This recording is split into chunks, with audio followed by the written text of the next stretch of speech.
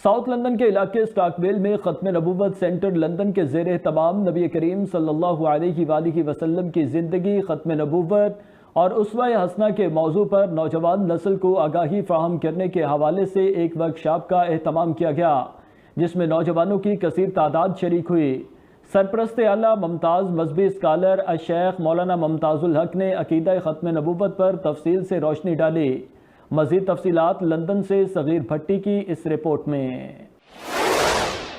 South London کے علاقے سٹاکویل میں ختم نبوت سینٹر لندن کے زیر اہتمام نبی کریم صلی اللہ علیہ وآلہ وسلم کی زندگی، ختم نبوت اور اسوہ حسنہ کے موضوع پر نوجوان نسل کو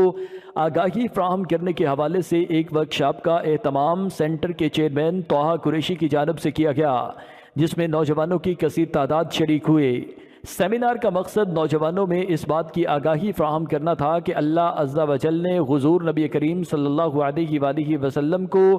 بہت سے اعزازات سے نوازا، جن میں سے ایک اعزاز آپ صلی اللہ علیہ وآلہ وسلم کا آخری نبی ہونا بھی ہے۔ اب آپ صلی اللہ علیہ وآلہ وسلم کے بعد قیامت تک کوئی نبی پیدا نہیں ہوگا،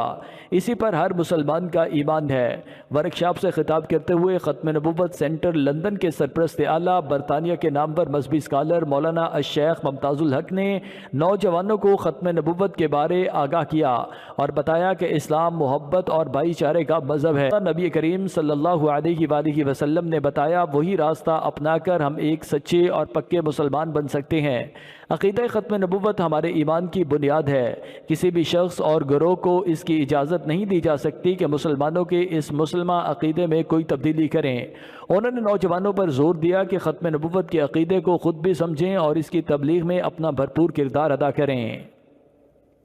ورکشاپ کو 4 حصوں میں تقسیم کیا گیا تھا، جس میں پہلا حصہ ختم نبوت کی تشریح، دوسرا حصہ جو لوگ ختم نبوت پر یقین نہیں رکھتے، تیسرا حصہ 5 فرق جو مسلمانوں اور دیگر مذاہب کے درمیان موجود ہیں اور جو اسلام کا نام لے کر مسلمانوں کو بدنام کرنے کی کوشش کرتے ہیں، جبکہ چوتھے اور آخری سیشن میں سوالوں اور جوابات کا دور ہوا۔ نوجوان سپیکر طٰہٰ قریشی نے ورکشاپ سے خطاب کرتے ہوئے نوجوانوں کو بتایا کہ یہ دور گمراہی اور فتنے کا دور ہے، ہمیں ان سب باتوں سے دور رہتے ہوئے ختم نبوت کے عقیدے پر قائم رہنا ہے۔ نوجوانوں نے بات چیت کرتے ہوئے کا شکریہ ادا کیا اور کہا کہ ایسی ورکشاپ اور سیمینارز کا انعقاد ختم نبوت کے عقیدے پر کاربند رہنے کے لیے جاری رہنا چاہیے